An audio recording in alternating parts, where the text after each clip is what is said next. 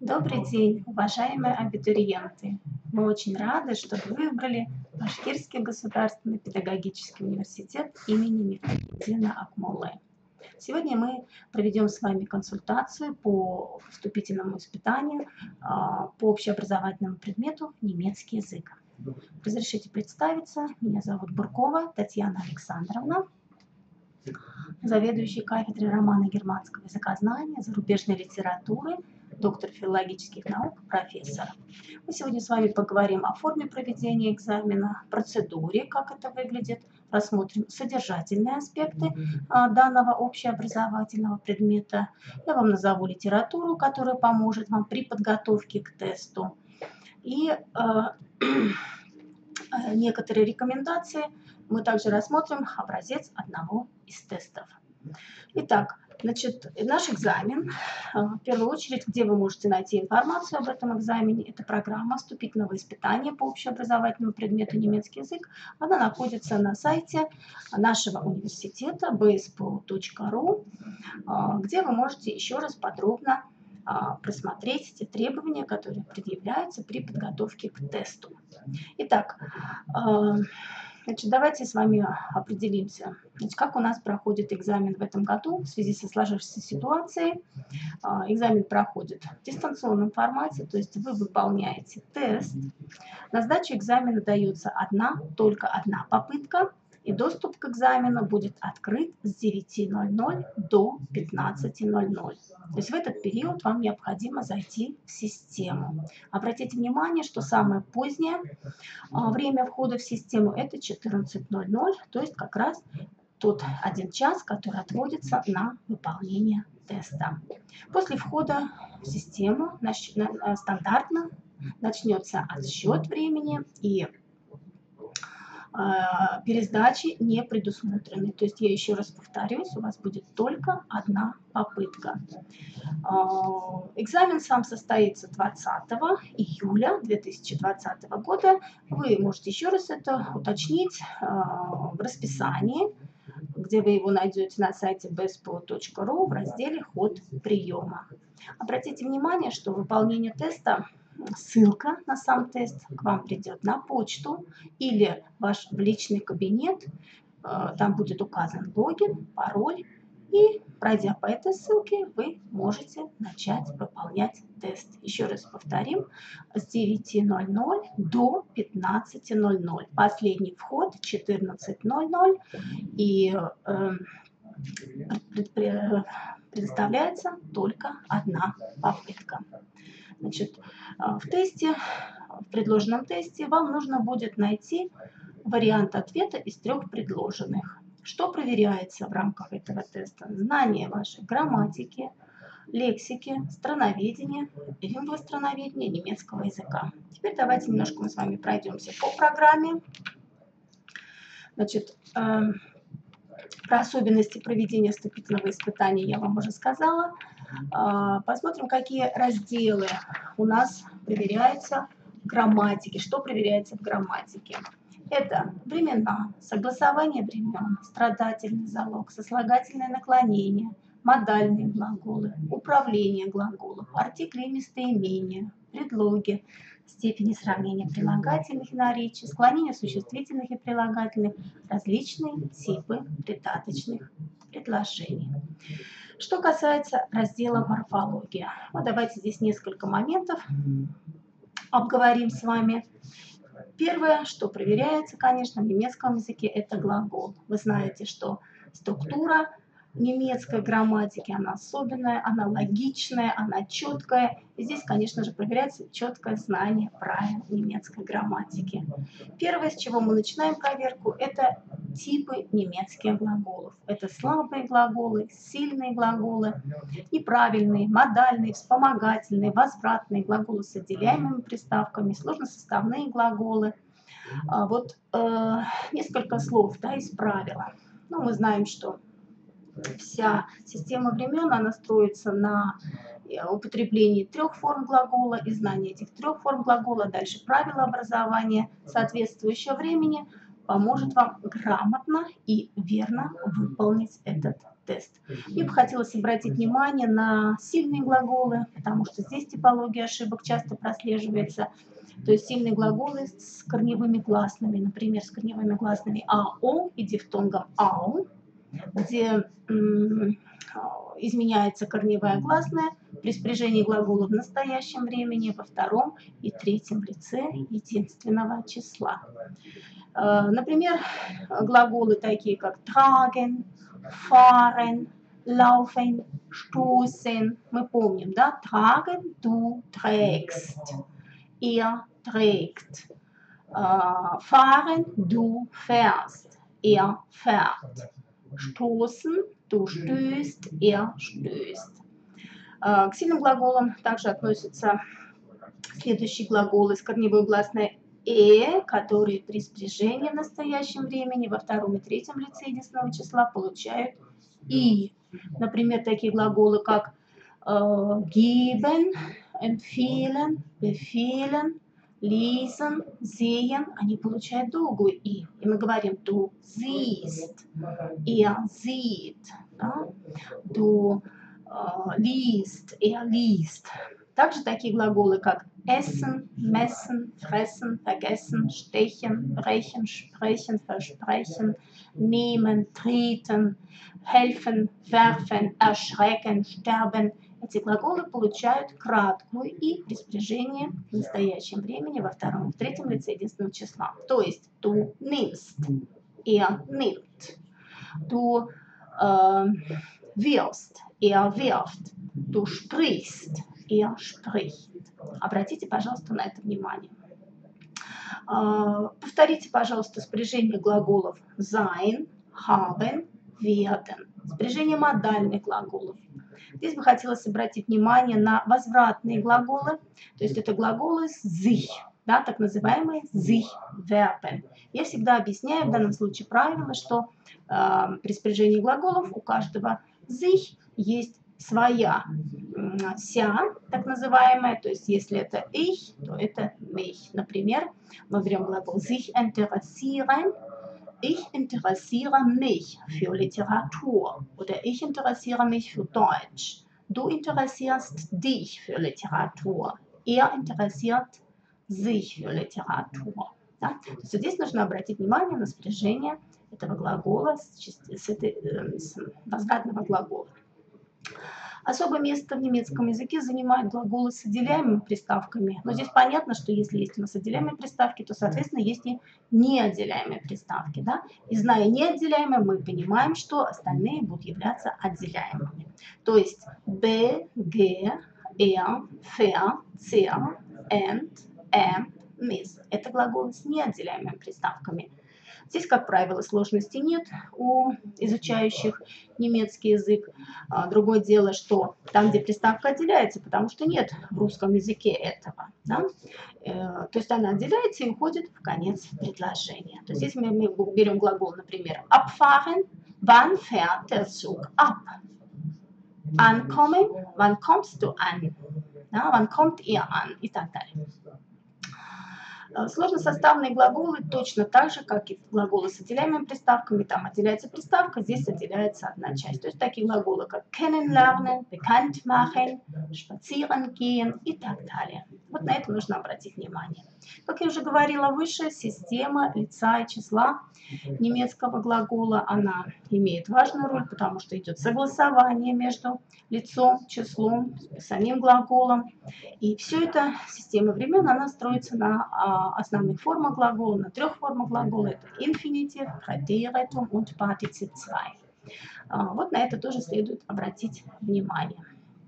Что касается системы времен немецкого глагола, мы знаем, что в немецком языке у нас есть одно настоящее время, как образуется в грамматике, можете еще раз уточнить.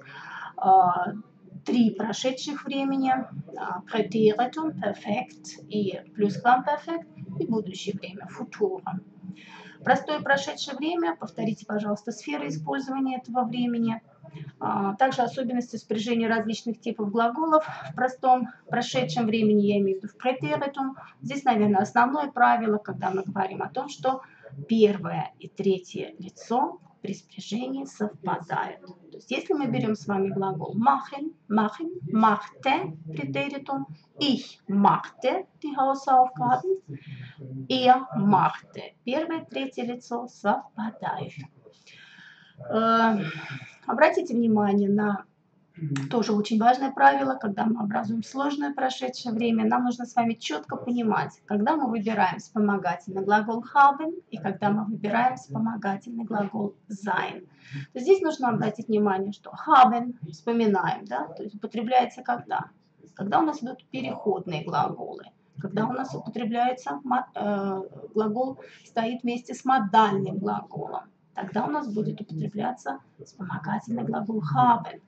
Глагол sein, основные правила, это Bewegungsverben, то есть глаголы движения. Да? Ich bin gekommen, ist gefahren. Здесь у нас употребляется глагол sein, а также глаголы, обозначающие изменение состояния. Например, это так называемые Zustandsveränderungsverben. Да? Ist aufgestanden. Вот. Предпрошедшее время это плюсквамперфект. Посмотрите, пожалуйста, особенности образования, особенности употребления. Также и будущее время. Важную роль играет в немецком языке согласование времен. Особенно это касается темпоральных, достаточно предложений времени. Когда мы употребляем их с союзом nachdem, где правило согласования идет между главным и придаточным предложением. То есть, если в одном предложении стоит presens, то ему обязательно будет сопутствовать perfect. Если в одном предложении стоит preteritum, то ему будет сопутствовать plusquamperfekt. Система наклонений немецкого языка. Ну, про изъявительное я уже несколько слов сказала, и спряжение в том числе. Обратите внимание на образование повелительного наклонения, да, побудительное, императив. Здесь опять вспоминаем то, о чем я немножко раньше говорила, как же у нас изменяется глагол при образовании побудительного наклонения. То есть те глаголы, которые я уже называла essen, messen, fressen, vergessen, stechen, brechen и так далее, при употреблении первой формы императива, то есть которой на «ты» обращаемся, «ту», меняется корневая гласная, да? Lies, глагол lesen, да? Читай, lies, sehen, глагол, sie, вот она корневая гласная, да? Essen, iss, nehmen, nimm, вот на это обратить внимание. Но если при спряжении сильных глаголов с корневой гласной АО и дифтонгом АО у нас изменяются эти корневые гласные, в императиве, то есть в повелительном наклонении, они не меняются. Езжай, fahre. Да? Дальше неси, trage, беги, laufe. Обратите, пожалуйста, на это внимание. Следует повторить также систему залогов немецкого глагола. Да? Это актив, пассив и статив. Ну, поскольку про актив я уже несколько слов сказала, пассив, вспомните, пожалуйста, как образуется presens пассив, preteritum пассив, perfect пассив. Когда используется конструкция фон плюс имя существительное или местоимение со страдательным залогом. В пределах школьной программы важную роль также отводится и глаголам, да, глагольному управлению. Как мы говорим, управление глаголов. Тоже обратите внимание, особенно те случаи, когда они не совпадают с русским языком. То есть, если мы, например, в русском языке говорим «я интересуюсь музыкой», и по аналогии, если мы будем переводить, мы допустим ошибку. Нужно переключиться на немецкую волну, и мы понимаем, что sich interessieren für, зная это правило, мы всегда правильно будем или используем его в предложении. Ich interessiere mich für Musik. Denken an Akkusativ. Woran denkst du? Да, sich beschäftigen mit Dativ. Womit beschäftigst du dich?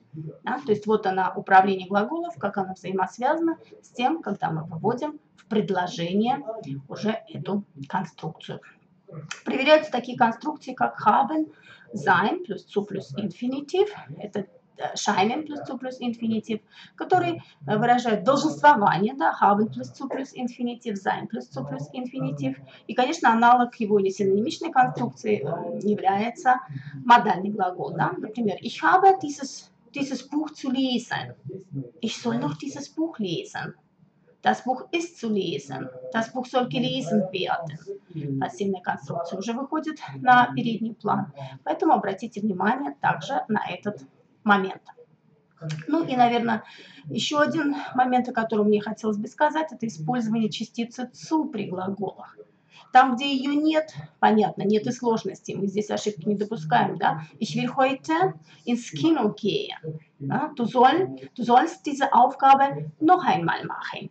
Здесь «zu» не употребляется, но ich verspreche dir, diese Aufgabe noch einmal zu machen. Почему появилась «zu»? Потому что глагол versprechen. Тогда возникает вопрос, а когда еще стоит частица «zu»?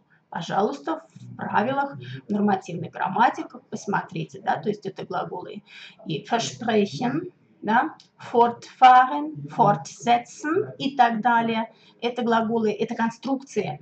Es ist schön, heute hier zu sein.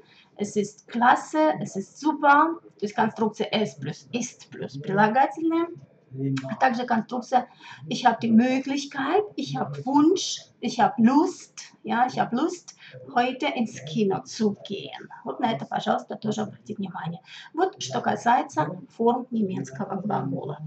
Перейдем к имени существительному. Важно в немецком языке правильно определить род существительного, потому что от этого зависит склонение прилагательного, да, его правильное употребление в соответствующем падеже. Для этого, конечно, есть отдельные правила, но правила, которые помогают нам определить род существительного по морфологическому признаку или по семантическому признаку. То есть морфологически это что? Это те суффиксы, которые есть у существительного. Так, например, такие суффиксы, как тум, хен, мамен, тумлайн. Мы говорим так интересно, да? Тум, хен, мамен, тумлайн. Это суффиксы, которые говорят о том, что существительное обязательно среднего рода. Да? Das Dokument, das Moment. Если, например, такие суффиксы стоят существительные, как иглинкорисмус, иглинкорисмус, как мы говорим кратко, иглинкорисмус, то это существительные будут уже мужского рода. А если Schaffheit, Keiten, Zion, Etzion, это существительные женского рода. Да? Die Bruderschaft, die Möglichkeit. Вот мы видим die Aufmerksamkeit. Они употребляются, соответственно, уже с артиклем die. Повторите, пожалуйста, склонение имен существительных, где мы говорим о сильном склонении существительных, о слабом склонении существительных, о смешанном, о женском склонении. Ну, если сильное склонение признаком, да, для себя задавайте вопрос, что является признаком соответствующего склонения и когда существительное употребляется в данном, вернее, склоняется по данному типу. Да? То есть, если мы видим, что это сильное склонение, окончание «с» в вратительном падеже единственного числа. Да? Der Schüler, des Schülers. Das Auto, des Autos. Здесь, наверное, я рекомендую лучше повторить существительные, которые относятся к слабому склонению, потому что основная масса будет уже относиться к сильному склонению. И речь идет о мужском роде, да? Речь идет о мужском, и где сильное склонение, там у нас средний род еще добавляется. Да? То есть что значит слабое склонение? Когда существительное получает окончание «эн» во всех косвенных падежах. Der Student, des Studenten, dem Studenten, den Studenten. А какие существительные относятся к данному типу? Вот для себя четко посмотрите в грамматике, где стоит первое существительное, которые заканчиваются на «э», обозначают национальность, например. Да? Der Russe, der Pole, der Knabe, der Franzose, der Däne и так далее. Дальше существительные какие еще? Der Knabe, der Bursche, der Junge. Они все будут склоняться по слабому типу. Дальше сюда относятся следующие существительные, которые исторически имели эту «э», но потеряли ее, тем не менее, сохранили свою принадлежность к слабому типу склонения. Например, der Mensch, der Hirt, der Zar, der Graf, der Bär. Да? Кстати, на «э» я не упомянула, там еще у нас может быть der Affe. Да? Сюда у нас пойдет der Spatz, да, der Spatz, des Spatzen, dem Spatzen, den Spatzen. На это тоже прошу вас обратить внимание, а также на склонение существительных в единственном числе и во множественном числе. Важную роль играет также образование множественного числа в немецком языке. Вы тоже подробнее в грамматиках это увидите. То есть давайте вспомним, что в немецком языке, скажем, из типологии определяют 5 типов образования множественного числа, и каждый тип где-то имеет доминанту какого-то типа, какого-то рода существительных, но встречаются исключения из правил. Так, например, к первому типу образования множественного числа, а его признаком является относится большинство существительных мужского рода. Например, der Abend, die Abende, der Tag, die Tage, der Stern, die Sterne, der Bleistift, die Bleistifte. Ну, кстати, здесь они могут быть и с умлаутом, и без умлаута, если в данном случае корневая гласная способна принимать этот умлаут, так называемый умлаутфей. Да? Умлаутфей. Второй тип – это «эн». Сюда относятся, как правило, существительные женского рода, включая, вот, кстати, существительные слабого склонения. То есть те, которые я называла, der Pole, der Knabe, der Junge, der Bursche, der Spatz, der Aspirant, der и так далее. Кстати, я там не проговорила, что еще относятся существительные с суффиксами et, at, it, nom, lo, graf, ist и так далее. Вот они также будут во множественном числе получать n. Да? Der Russe, die Russen, der Franzose, die Franzosen. Но это вот что касается слабого склонения существительных. Мы сказали, что «н» в первую очередь относится к существительным женского рода, например, die Aufgabe, die Aufgaben, die Tafel, die Tafeln. Третья группа образования множественного числа существительных – это «r», это существительные среднего рода. Да? Das Dorf, die Dörfer. Das Buch, die Bücher. Четвертый тип, наверное, самый простой, это существительные, которые заканчиваются на «р», «лер», «нер». Они не меняют ничего, только артикль меняется. Das Zimmer, die Zimmer, der Lehrer, die Lehrer. Да? И последний тип, это, как правило, существительные, заимствованные из других языков. Они имеют свои способы образования, так, например, das Auto, die Autos. Das Drama, die Dramen, да, das Komma, die Kommas и так далее. Обратите внимание также на особый случай образования множественного числа, когда вообще меняется это слово, тогда der Mann, die Leute, das Wort, die Wörter, хотя есть слово еще и die Worte, но здесь нужно повторить так называемые амонимы, где преобразование, разное образование множественного числа, форма множественного числа будет нам давать разную содержательную составляющую. Вот. Что касается артикля, да, перейдем с вами к артиклю. Это мы говорим с вами об определенном, неопределенном и нулевом артикле. Здесь важно знать склонение артиклей. Дальше заместители артикля, здесь мы говорим, то есть это разные местоимения, ну, скажем так, указательные, притяжательные, вопросительные, неопределенные, относительные местоимения. Обратите внимание на употребление артиклей с географическими названиями. В частности, мы знаем, да, что существительные среднего рода употребляются, как правило, без артикля. Да? Deutschland, Москва, Уфа, при условии, что они стоят без сопровождаемого слова. Если перед ними стоит уже прилагательное, то есть сопровождаемое слово, то обязательно употребляется артикль. То есть Moskau, das große Moskau, Ufer, das schöne Ufer, Berlin, пусть будет там das große Berlin, да, то есть обязательно стоит артикль. Существительные среднего рода географические названия, мужского рода, а также существительные множественного числа всегда употребляются с артиклем. Die Türkei, die Mongolei, der Libanon, ja, der Iran, der Irak, die Niederlande, die USA. Отсюда, кстати, будет уже важную роль играть употребление артикля с данными существительными. То есть, если я еду в Германию, мы знаем, раз это существительное среднего рода, мы говорим nach Deutschland, nach Europa, nach Ufa, nach Berlin, nach Amsterdam. Если это уже не средний род, уже у нас in die Schweiz, in die Türkei, куда, да, а где, соответственно, in der Türkei, in der Schweiz. Важную роль также в тесте будет проверяться образование степени сравнения прилагательных. Повторите, пожалуйста, где они употребляются с умлаутом. Например, groß, größer, am größten. Без умлаута klein, kleiner, am kleinsten. Или сублетивные формы, такие как, например, gut, besser, am besten. Viel, mehr, am meisten. Gern, lieber, am liebsten. Nah, näher, am nächsten. Пожалуйста, обратите на это тоже внимание. Что касается местоимений, мы некоторые моменты уже упоминали, да, это возвратное местоимение sich, когда, как оно меняется, особенно еще с глаголами, так называемыми sich dativ verben, пожалуйста, sich accusativ verben. Дальше склонение, прошу прощения, личных местоимений, значит, притяжательные местоимения, ну и возвратные, как мы сказали, использование в дательном и винительном падежам, изменения по лицам. Предлоги.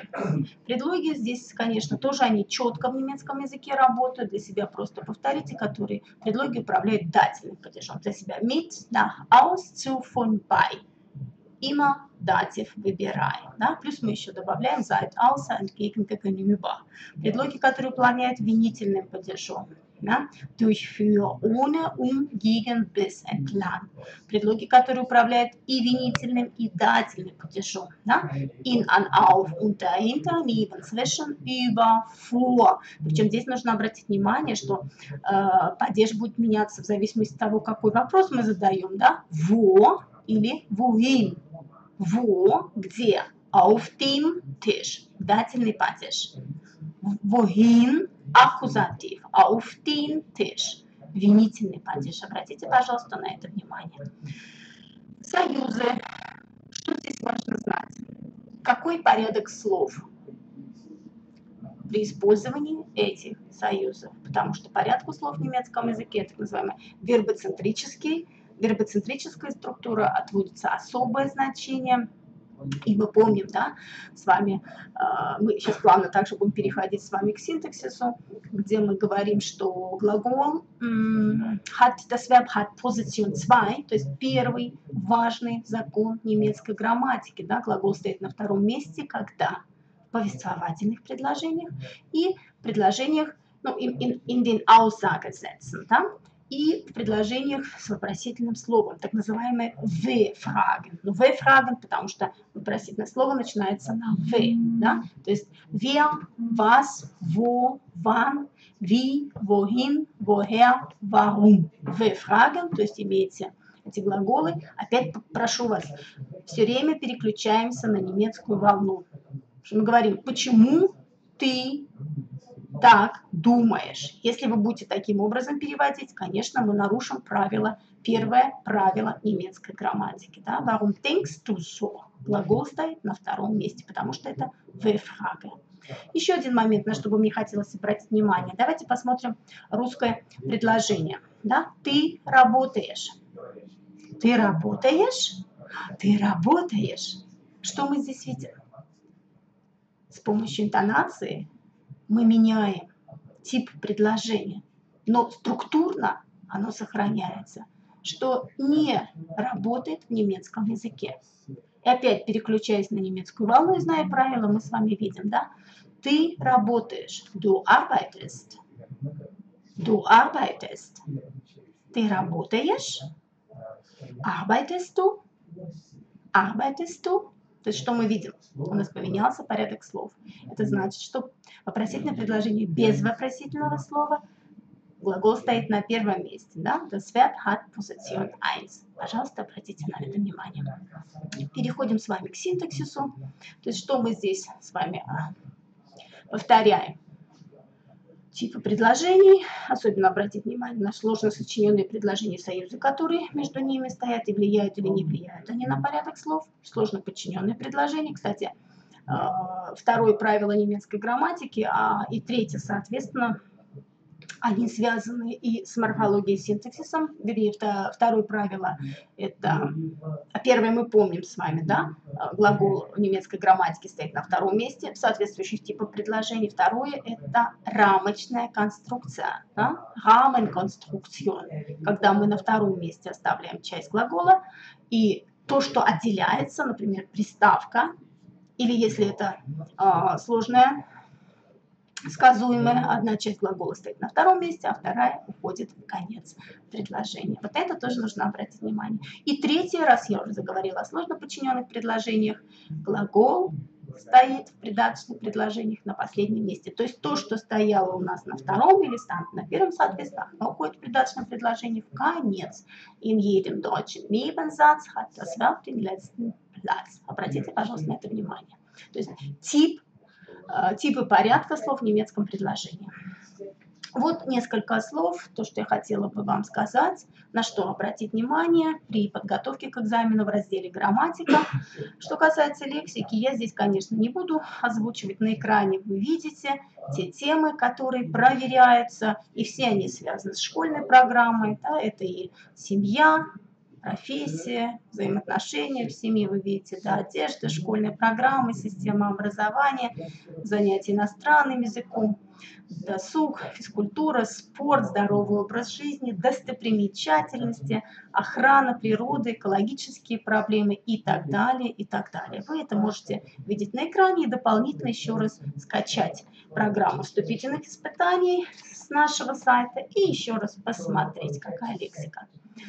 Следующий раздел – это словообразование. Некоторые моменты я здесь уже употребляла, когда говорила о том, что какие-то суффиксы из названных выше помогают нам определить род существительных. Да, обратите внимание на имена числительные, образованные с помощью словосложения, да, а также глаголы с отделяемыми приставками. Мы, кстати, с вами назвали неотделяемые, да, вы помните, BG, fährt, sehr, ent, am Mess, здесь они показаны in, an, auf, mit, nach Haus, zu, vor, bei и так далее. И так далее. Третий раздел – страноведение, да. Что мы здесь видим? Что проверяется? Ну, знание реалий немецкоязычных стран. Большой акцент, конечно, делается на Германии, но есть элементы, которые касаются и Швейцарии, и Австрии. Дальше знания, какие тут реалии? Местонахождение, да, географические особенности, история, основные города, достопримечательности, встречающиеся в этих городах. Дальше, если мы говорим о национальных праздниках, традициях, характерных именно для немецкоязычных стран, важную роль играют также достижения в области экономики, в области культуры, в области техники, искусства, образования и так далее, и так далее. Здесь на это тоже, пожалуйста, полистайте, обратите внимание. Ну и в завершение давайте мы посмотрим, какую литературу можно рекомендовать для подготовки к экзамену. Я всегда рекомендую учебник, справочник, да, по грамматике немецкого языка для школ с углубленным изучением немецкого языка, авторы Соколова, Молчанова. Пожалуйста, вы можете обратиться к учебнику Арсеньевой «Грамматика немецкого языка». Биркингоф, Молчанова, «Знаешь ли ты немецкую грамматику?» Здесь идет раздел «Морфология». Также вот Паремская немецкая грамматика для начинающих. То есть для начинающих то где-то там задания на русском языке идут, сами упражнения на немецком языке. Отдельные учебники грамматики есть полностью материал на немецком языке. Вот это те методические рекомендации. Ну, в качестве полезных материалов вы видите на экране. Вы можете себя проверить, да, то есть это вопросы для самоконтроля. Если вы на них можете ответить, прекрасно, тогда мы будем с вами дальше пробный тест выполнять. Если нет, можно вернуться и еще раз просмотреть в разделе, в справочнике, а как же все-таки это идет. Ну вот, например, какие глаголы не употребляются в пассиве. Страдательный залог каким глаголом не свойственен. Сможете ответить на этот вопрос? Если да, тогда мы идем с вами дальше, да? Отвечаем на следующий вопрос. Если нет, давайте с вами вернемся и посмотрим, да, где там будет написано, что первое, непереходные глаголы не употребляются в пассивных конструкциях, модальные глаголы не употребляются в пассиве, ну и так далее. И давайте посмотрим хотя бы некоторые примерные задания, которые предлагаются. Ну, в частности, вы видите, да, ну, например, второй возьмем, да, ich, mein Auto hier stehen. Давайте вспоминаем, о чем речь. Да? Ich lasse, ich bleibe, ich mache. Ага, сложный глагол. Какой это глагол? Stehen bleiben или lassen, stehen lassen и так далее. Да? Er hat Medizin studiert und arbeitet. Вот они варианты. Да? То есть профессии, как употребляется. Что употребляется? Работает кем? Хирургом. Посмотрите, пожалуйста. Дальше. Здесь лошади запряжены цугом. Немецкое слово цуг означает, вы видите, что это задание лингвостроноведческого характера. Или вот русское слово рынок возникло от немецкого, вопрос лингвостроноведческого характера. Так, всего у нас с вами 30 заданий. Еще раз повторюсь, выполняя их, вы выбираете. Здесь у нас вот где-то есть выбор из предложенных 3 вариантов или выбор из предложенных 4 вариантов. Ну, вот на этом, наверное, я завершаю свою консультацию. Я желаю вам успехов при написании, при выполнении этого теста. Я думаю, что у вас все получится. Если вы решили поступать в университет, вы уже дополнительно занимаетесь, вы дополнительно готовитесь, и мы очень будем рады видеть вас в рядах студентов Башкирского государственного педагогического университета. Всем спасибо, удачи! Уважаемые абитуриенты, я прошу вас обратить внимание, что если у вас возникнут вопросы, вы можете либо на почту писать, либо обращаться по WhatsApp писать на номер 8 917 75 52 825. Я с удовольствием отвечу на все ваши вопросы. Спасибо.